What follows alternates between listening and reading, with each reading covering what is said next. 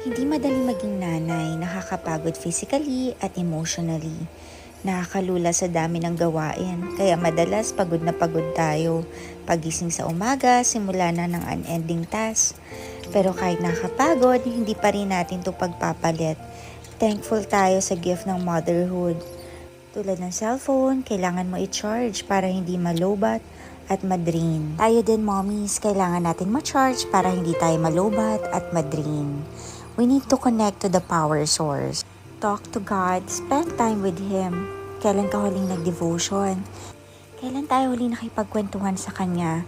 On our own, hindi natin kaya, mapapagod tayo, malulungkot, mag-worry, kaya kailangan natin siya para sa araw-araw na lakas, guidance sa pagpapalaki ng anak, at dahil nothing tayo kung wala si Lord. Inay, kung pagod ka, bukod sa pahinga, connect to the power source, connect to the Lord.